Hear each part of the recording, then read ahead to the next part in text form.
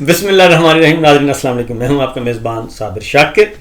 ہمارے ساتھ موجود ہیں میں عمران ریاض. اور آپ کا بہت شکریہ ہمیں دیکھنے کے لیے, ہمیں سننے کے لیے اور برداشت کرنے کے لیے. جی صابر بھائی, ہم نے اگلے 100 دن ڈسکس کر لیے اس نشست میں. آج ہے تقریباً کہہ لیں 20 جنوری. ٹھیک ہے جی, 20 جنوری کہہ لیتے ہیں جی, 20 جنوری ہے تو اپریل کے اینڈ تک لے جائیں. اپریل کے اینڈ تک جی, 30 اپریل تک 100 دن. ان 100 دنوں میں کیا ہوگا, کیونکہ وائبز بہت آ رہی ہیں. وائبز یہ آ رہی ہیں کہ یہ سارے کا سارا سینیریو تبدیل کرنے کا ارادہ ہے, کیونکہ کچھ پلس لی گئیں, کچھ انٹیلیجنس اداروں سے رپورٹس لی گئیں, اور سارا ڈیٹا کلیکٹ کرنے کے بعد وہ اس نتیجے پہ پہنچے ہیں کہ ایز اٹ از اسٹیٹس کو نہیں چل سکتا.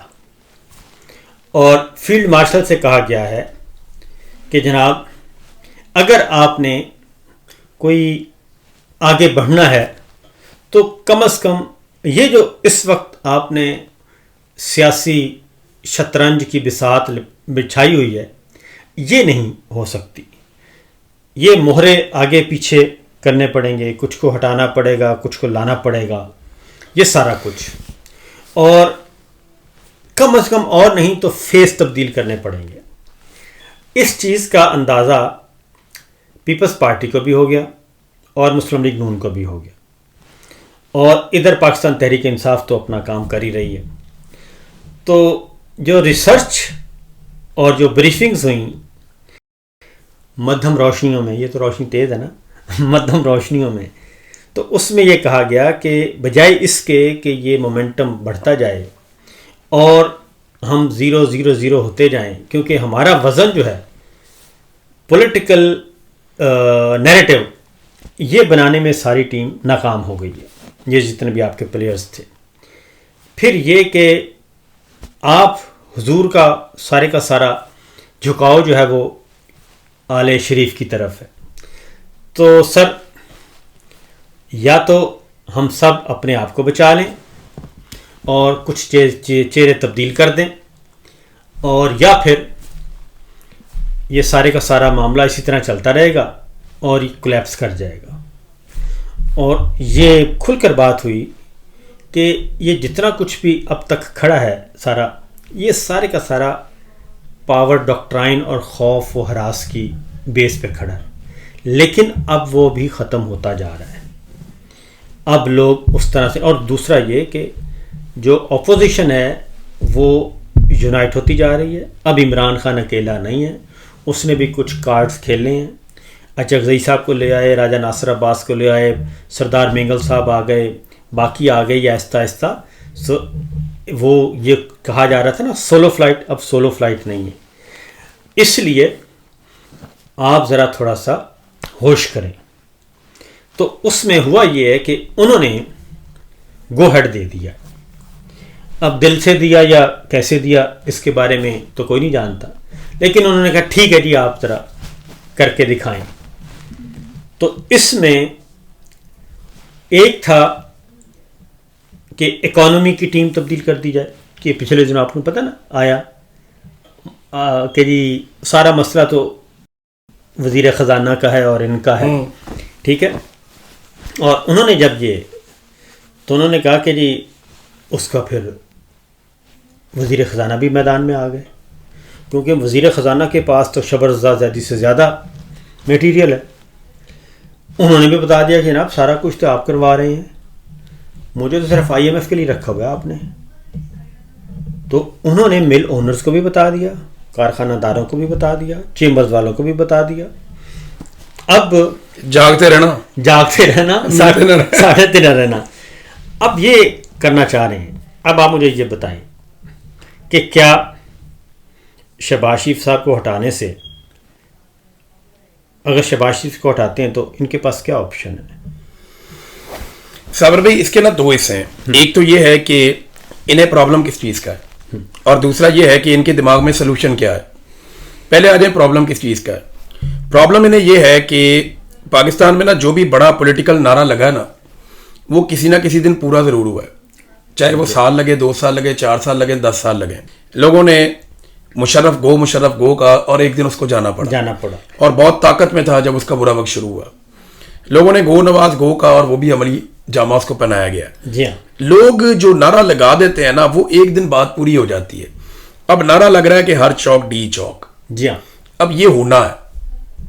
اب دیکھیں ہر چوک ڈی چوک کے اندر نا خوف یہ ہے کہ جب آپ سارے لوگ اکٹھے ہو کے ڈی چوک کی طرف جاتے ہیں نا تو یہ روک لیتے ہیں آپ کو. جی ہاں ایسا ہی ہے. طاقت کم کرتے رہتے ہیں، لوگوں کا ٹائم ضائع کرتے ہیں. 4-5 دن ہو جاتے ہیں، آدھے لوگ چلے جاتے ہیں، آدھے رہ جاتے ہیں. تو 4-5 دنوں میں اگر ایک سڑک بند رہے نا تو ملک کو کچھ نہیں ہوتا. صحیح ہے. 20-25 کلومیٹر ہی ہے نا. ہاں جی. ایک سڑک 5 دن بند رہے کیا ہوتا ہے؟ کچھ نہیں ہوتا. بالکل نہیں. لوگوں کے پاس اتنے دن ہوتے ہیں 4-5 دن، لیکن اگر لوگ 4-5 دن پورا ملک بند کر دینا پھر بہت فرق پڑتا ہے. یہ جو ہر چوک ڈی چوک ہے نا یہ ایک بہت سیریس ایشو ہے. تو جو اپوزیشن کرنے جا رہی ہے یا جو نوجوانوں نے نعرہ لگا دیا ہر چوک ڈی چوک، یہ اب ان کے ساتھ رہے گا. یہ تلوار لٹکتی رہے گی. فرض کریں یہ ابھی نہیں کر پاتے، ہو سکتا ہے سال بعد ہو جائے، 2 سال بعد ہو جائے، کیونکہ لوگوں کے دماغوں میں ایک نئی چیز آ گئی ہے کہ یہ بھی کیا جا سکتا ہے اور یہ ہونا ہے. ایک دن اسٹیبلشمنٹ کو یہ فیس کرنا پڑے گا، اس کا سامنا انہیں کرنا پڑے گا. تو یہ چیز ہمیں اگر 8 فروری 2026 یہ ان کا کوالیفائنگ راؤنڈ ہے، اس میں یہ کوالیفائی کریں گے یا کوالیفائی نہیں کریں گے. بالکل. اگر تو پی ٹی آئی اور اپوزیشن 8 فروری کو ایک اچھا میچ کھیل گئے اور یہ کوالیفائی کر گئے، دیکھیں خبریں کچھ بھی چلیں صابر بھائی، میں اور آپ کہیں گے جی بہت کامیاب ہو گیا، وہاں پاکستان میں ہمارے کچھ دوست ہیں وہ کہیں گے جی بالکل ناکام ہو گیا. سب اپنی اپنی بات کریں گے، لیکن کرنے والوں کو اور جن کے خلاف ہوا ہے انہیں بالکل ایگزیکٹلی پتا ہوگا کہ یہ کامیاب تھا یا ناکام تھا. فوج کو پتا چل جائے گا، ملٹری اسٹیبلشمنٹ کو، جنرل عاصم منیر کو کہ یہ میرے خلاف کامیاب ہو گئے ہیں، یا انہیں بالکل یہ پتا چل جائے گا ناکام ہو گئے، اور ان کو صحیح پتا ہوگا. اسی طرح پی ٹی آئی کو بھی یہ پتا چل جائے گا کہ ہمارا تجربہ کامیاب ہوا یا ناکام ہوا. تو 8 فروری جو ہے نا اس کے اوپر بڑا انحصار ہے سب کا. اگر 8 فروری میں پاکستان تحریک انصاف کامیاب ہو جاتی ہے اور پاکستان پورا بند ہو جاتا ہے تو پھر یہ بات تو پکی ہے کہ رمضان المبارک کے بعد، یہ جو ہم 100 دن کی بات کر رہے ہیں، ہاں جی، رمضان المبارک کا عید آئے گی آپ کی 20 تاریخ تک، آپ کی عید چلے گی، 20 مارچ تک آپ کی عید چلے گی. ہاں جی. اس کے بعد آپ کے بعد 10-12 دن ہے جس پہ ہم مومنٹم پکڑیں گے. جی ہاں. مہینہ اپریل کا ہے. جی ہاں. جس کے اندر کوئی تصادم یا کوئی بڑی چیز ہونی ہے تو ہونی ہے. اگر تو 8 فروری کو یہ کامیابی سے پورا ملک شٹ ڈاؤن کر دیتے ہیں اور ایسے یہ آپٹکس کریٹ کر دیتے ہیں جن سے یہ نظام کو بتانے میں کامیاب ہو جائیں کہ جناب اب ہمارے ہاتھ میں آ گئی چیزیں، اگر یہ 8 فروری کو کر لیتے ہیں تو پھر یہ فائنل ضرور کھیلیں گے. بالکل ایسا یہ کوالیفائی کر گئے تو یہ فائنل ضرور کھیلیں گے، کیونکہ فائنل جو ہے نا وہ پھر اپریل کے اندر ہے. کیونکہ 2 بڑی بار ایسوسیشن ہیں، ایک ہے کراچی اور ایک لاہور. دونوں وہ جیتے ہوئے ہیں اور دونوں جگہوں پہ طاقت بڑھ رہی ہے، کیونکہ طاقت بھی بڑھ رہی ہے اور میڈیا تو کور نہیں کر رہا. لیکن جو لاہور میں لاسٹ ریلی نکلی ہے، لاہور کے اندر بھی جو ہوا ہے نا، یہ لاہور کے علاوہ یہ بھی کراچی میں وکیل بڑے تگڑے ہیں. 2 بار ایسوسیشن سندھ اور پنجاب اور لاہور اور کراچی، یہ 2 بارز جو ہیں وہ بالکل تیاری. سر راولپنڈی کے وکیل بڑے تپے ہوئے ہیں. اس کے بعد آ جائیں آپ راولپنڈی میں، تو جو مین ہے پھر آپ کا سیال کوٹ ہے، وہ بھی جیتے ہوئے ہیں. تو یہ تو سر جیتنا مشکل نہیں تھا، آپس میں کوارڈینیشن رکھتے تو یہ زیادہ الیکشن جیتے. سر 2 ڈیپینڈ کرتی ہیں نا، کراچی اور لاہور، یہ دونوں اس وقت پورے فل چارج ہیں اور فل موڈ میں ہیں.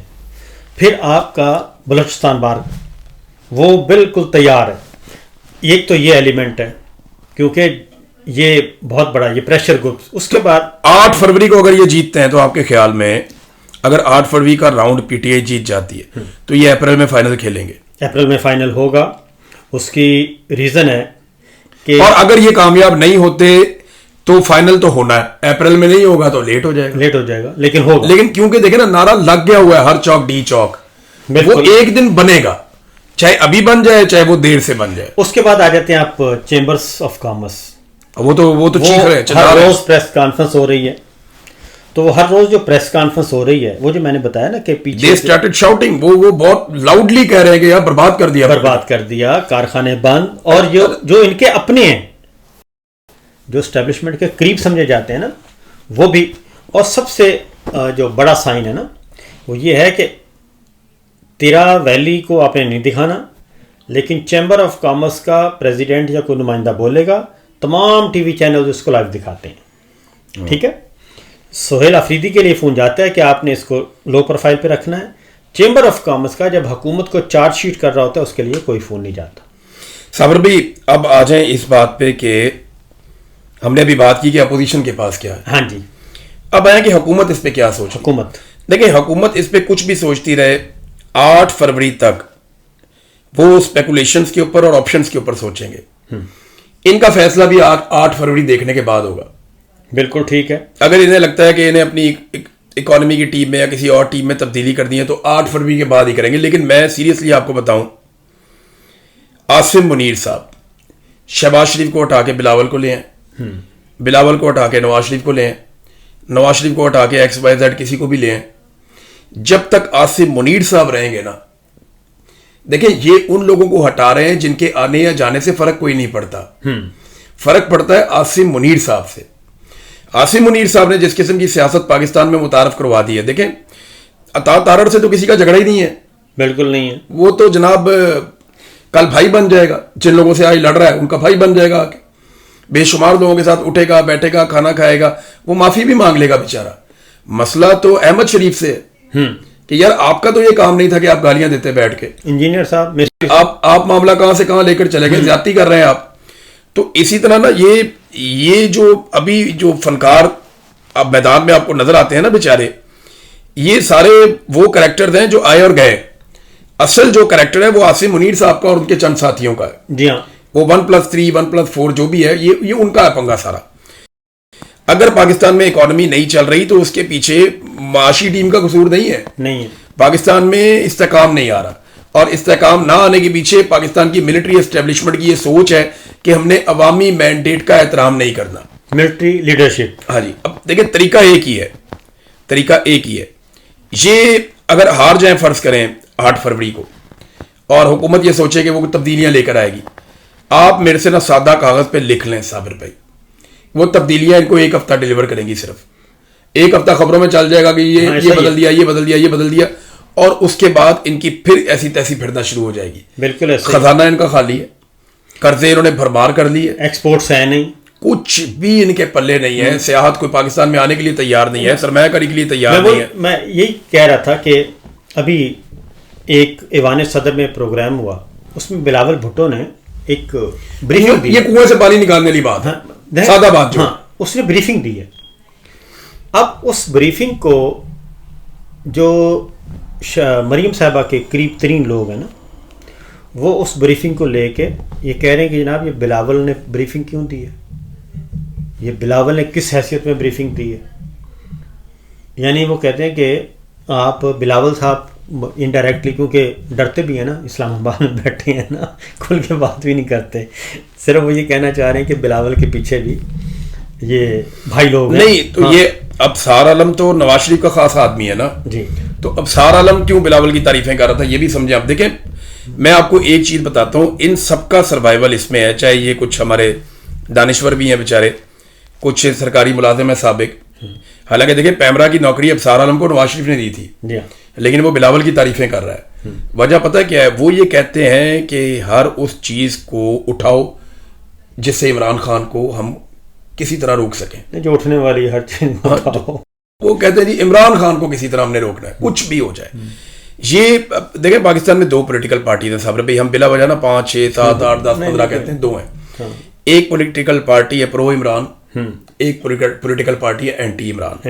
نہ کوئی پیپل پارٹی، نہ کوئی نون لیگ، نہ کوئی فلانی پارٹی، نہ ڈمکھانی پارٹی، نہ کوئی نویں پارٹی، نہ کوئی پرانی پارٹی. پارٹیاں 2 ہیں پاکستان میں.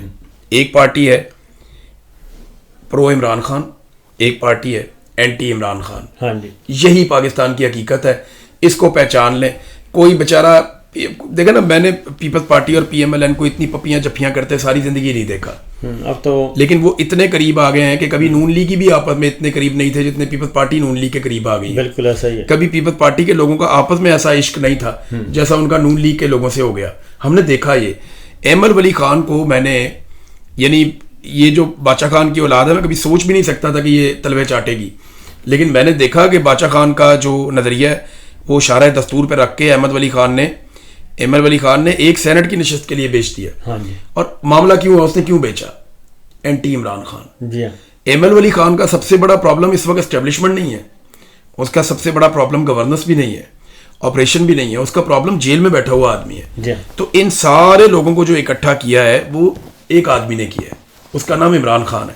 عاصم منیر کا پرابلم پی ٹی آئی سے تو نہیں ہے, وہ تو خود کہتا ہے, وہ کیا نام ہے اس کا, وہ جو ہے مونچھوں والا, مروت. جی ہاں. مروت خود کہتا ہے, وہ یہ کہتا ہے کہ علی امین گنڈا پور سے, بیرسٹر گور سے, میرے سے, ہم سب سے بہت خوش ہے عاصم منیر.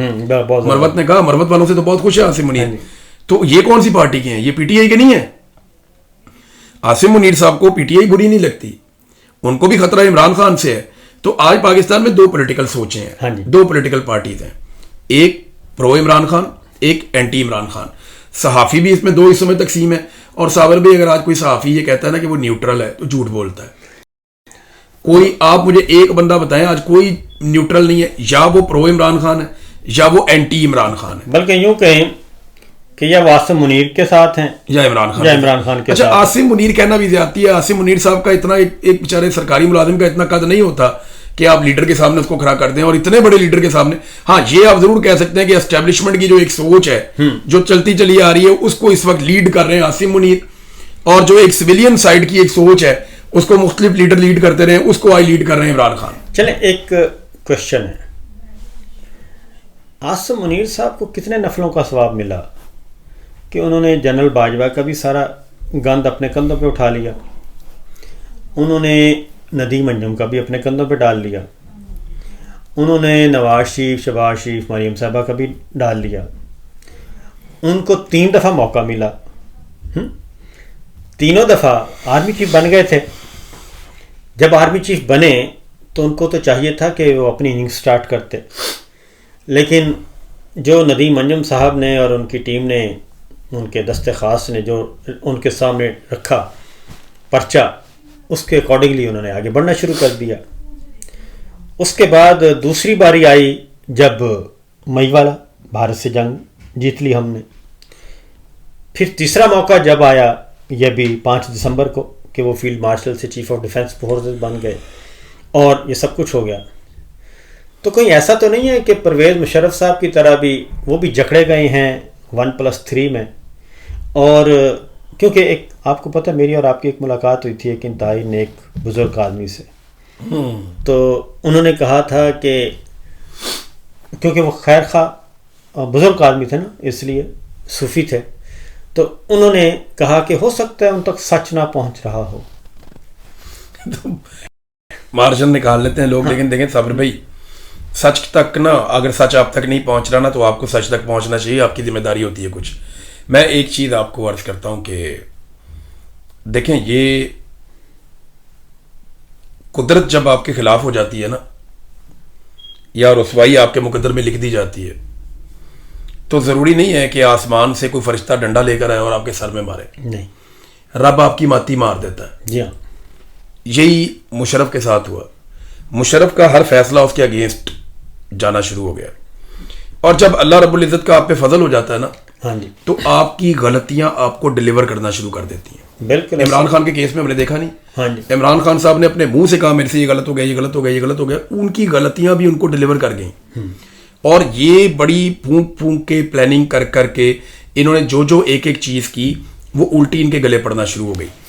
عاصم منیر صاحب کو یہ موقع ملے 2-3 دفعہ, لیکن انہوں نے موقع ضائع کیے. مجھے نہیں لگتا, آپ دیکھیں جب آپ طاقت میں ہوتے ہیں نا صابر بھائی, جب آپ طاقت کے گھوڑے پہ سوار ہوتے ہیں, جب آپ کے آس پاس خوش آمدی ہوتے ہیں, تو پھر آپ کو کچھ دکھائی نہیں دیتا. پرویز مشرف کو ہم نے دونوں حالتوں میں دیکھا, ایسے بھی دیکھا تن کے کھڑا ہوا بہت بڑا ڈکٹیٹر, ایسے بھی دیکھا کہ اس کو ملنے والا دوسرا آدمی کوئی نہیں تھا, ہم ہی بیٹھے ہوئے تھے. تو یہ دونوں حالات ہم نے پرویز مشرف کے دیکھے ہیں. تو عاصم منیر بھی کا اس سے باہر تو نہیں ہے نا, ہیومن بینگ ہے. جی ہاں, یہ انہی حالات سے گزرے گا. ایک دن آئے گا کہ یہ ریگریکٹ کریں گے, یار میں نے یہ کیوں کیا, میں نے یہ کیوں کیا, میں نے یہ کیوں کیا. تو اس وقت بھی آپ یاد رکھیے گا کہ قائد اعظم کا مزار جو ہے وہ بھرا رہے گا. بالکل ایسے. مجھے بتایا نا, ایوب خان کے مزار پہ کون ڈھونڈ کے جاتا ہے روزانہ؟ ضیاء الحق کی قبر جو ہے وہ مسجد کے ساتھ ہے, کتنے لوگ روز جاتے ہیں وہاں پہ؟ صابر بھائی کوئی بھی نہیں جاتا, یہ ڈکٹیٹروں کو کوئی بھی نہیں پوچھتا. بھٹو کی قبر پہ لوگ بیٹھے رہتے ہیں, ارشد شریف کی قبر ارشد شریف کی قبر پہ لوگ آج صبح تک شام روشن، آتے ہیں. آج تک روشن ہے. باجوہ صاحب نے مر جانا ہے، دیکھ لیجیے گا باجوہ صاحب کی قبر پہ کون آتا ہے. ان کی اپنی اولاد بھی آتی ہے یا نہیں آتی. تو ہمیں نا یہ بات یاد رکھنی چاہیے کہ ایک پلاننگ ہم کر رہے ہوتے ہیں کہ ہمارا رب کر رہا ہوتا ہے، اور ہماری عمر نا بڑی مختصر ہے، یہ چلی جائے گی گزر جائے گی. ہم دنیا میں جو چھوڑ جائیں گے نا لوگ اس سے ہمیں یاد رکھیں گے. بالکل ایسا ہی. تو ایک دفعہ یہ رک کر اگر کوئی بندہ سوچے نا کہ میں دنیا میں کیا چھوڑ کے جا رہا ہوں، بدنامی، رسوائی اور بدوائیں، اس کے علاوہ اور کیا چھوڑا. یحییٰ خان کو آج مرے ہوئے کتنے سال ہو گئے. صابر بھائی آپ اس کو دعا دے سکتے ہیں؟ سر میں تو کبھی کبھی، کیونکہ میری عادت ہے کہ میں صاحب کہہ کے نام لیتا ہوں، تو روانی میں یحییٰ خان کے ساتھ بھی ایک دو دفعہ نکل گیا. پھر میں نے استغفر اللہ کیا، میں نے پھر اللہ سے توبہ کی کہ میں نے یہ کس شیطان کو. تو یحییٰ خان کیا چھوڑ کے گیا اپنے پیچھے؟ کوئی میں آپ کو مزے کی بات بتاؤں، میں ان کے بیٹے سے ملا ہوا علی یحییٰ سے، اس سے گپ شپ ہوئی ہے.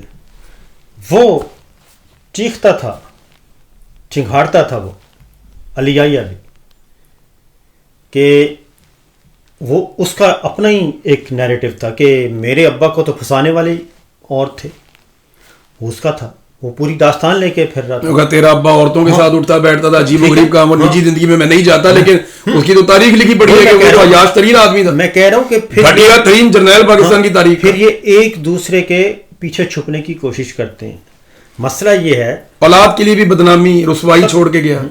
مسئلہ یہ ہے اس وقت جنرل آرمی چیف ہے نا، آرمی چیف کے سر ایک آنکھ ہوتی ہے ڈی جی ایم آئی، ایک آنکھ ہوتی ہے ڈی جی سی، ٹھیک ہے، کیونکہ پہلے ہوتا تھا ڈی جی آئی. یہ کیانی صاحب کے زمانے سے سٹارٹ ہوا کہ ڈی جی سی سے کام چلاؤ اور ڈی جی ایم آئی سے چلاؤ. کیانی صاحب کے بعد باجوہ صاحب نے بھی یہی کام کیا، یہی ماڈل لے کے آئے، D G C D G M I. اور یہ دو ہوتے ہیں ان کی آنکھیں، ایک دائیں آنکھ ایک بائیں آنکھ. جو ترجمانی کرتے ہیں وہ D G I S P R ہوتے ہیں. اب ساری اسٹریٹجی انہی 1+3 کے گرد گھوم رہی ہے. تو جنرل عاصم منیر صاحب کو یہ سارا جو کچھ یہ سامنے رکھتے ہیں ٹیبل پہ، اس کے اکارڈنگلی وہ فیصلے کرتے ہیں. تو یہ وہی ماڈل ہے جنرل باجوہ کا اور جنرل عاصم منیر، کیونکہ دو پلیئر تھے نا ان کے مین، ٹھیک ہے، دو ہی مین پلیئر تھے. باجوہ صاحب اوپر تھے، ادھر عاصم منیر صاحب تھے. دونوں نیچے نیچے آپس میں ٹکرا رہے تھے، اور دونوں آپس میں ٹکراتے ٹکراتے وہ ابھی تک ٹکرے ہی مار رہے ہیں، ابھی ٹکرے مار رہے ہیں، ٹھیک ہے. اور وہی سچویشن اس وقت بھی یہی ہے کہ یہ دونوں آنکھیں جو ہیں جنرل صاحب کی، دونوں آپس میں ٹکرائی ہوئی ہیں. اس کا نتیجہ کیا نکلے گا؟ صابر بھائی میں تو یعنی میری کوئی دوست ہیں، ان سے بات چیت میری ہوتی ہے تو وہ کہتے ہیں جی کہ ہم تو جناب آپریشنز کے لوگ ہیں، ہم تو پتہ نہیں کہاں ہیں. اب یہ بات تھوڑا عرصہ پہلے شہزاد اکبر صاحب بھی کر رہے تھے، جی ہاں، ایک دن آپ کو بھی میں نے سنا آپ بھی کہہ رہے تھے.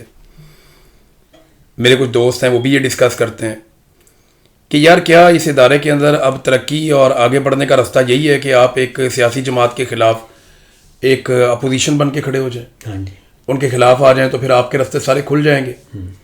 اور اگر آپ گراؤنڈ پہ قربانیاں دے رہے ہیں، مار کھا رہے ہیں، لڑ رہے ہیں، زخمی ہو رہے ہیں، تو ٹھیک ہے پھر آپ کریں. آپ کو یعنی وہ راستے آپ کے لیے نہیں کھلیں گے جو ان لوگوں کے لیے کھلے ہیں.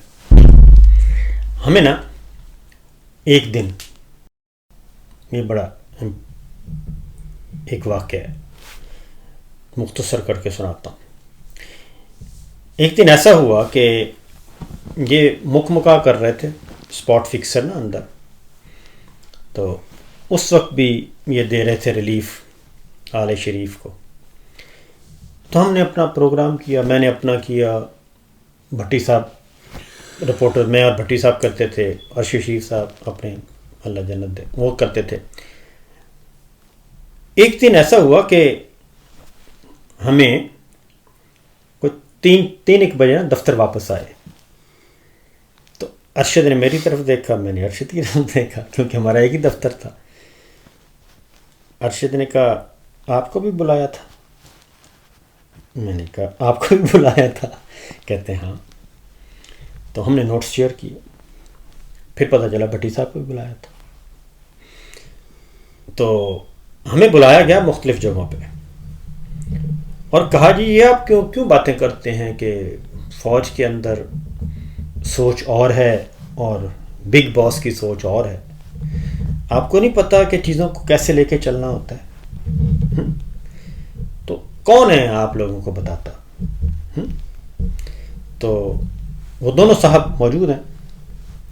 تو مجھے کس نے بلایا کیونکہ میں اسلام آباد میں تھا تو مجھے یاد اچھی طرح. انہوں نے کہا جی کون بتاتا ہے آپ لوگوں کو؟ میں نے کہا کہ آپ کتنے لوگوں کو پھانسیاں دیں گے؟ میں نے کہا پورے ادارے کی سوچ ہے، جو آپ کر رہے ہیں غلط کر رہے ہیں. میں نے کہا یہ کہتے ہیں جی ہوئے تم دوست جس کے. میں کہا دیکھا جو تیر کھا کے کمی گاہ کی طرف. اس کے بعد ان کے سبارڈینیٹ بیٹھے تھے تو انہوں نے کہا جی کہ معاملہ خراب ہو گیا.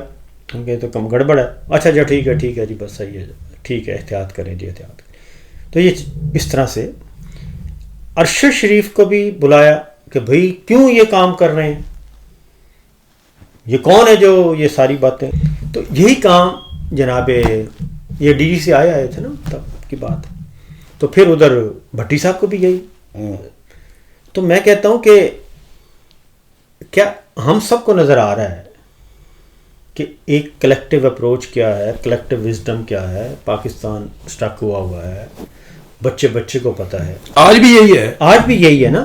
تو ان کو یہ 1+3 کے یہ کیا خمار ہے 1+3؟ یہ اس کمبینیشن سے باہر نہیں آ رہے اور پاکستان کو انہوں نے گرداب میں پھنسا دیا انفارچونیٹلی. تو ہمارا یہ ویلاگ میرے خیال میں صابر بھائی واخر دعوانا الحمدللہ رب العالمین. جزاک اللہ، بہت شکریہ آپ سب کا. علینا الا البلاغ والمبین. Thank you G.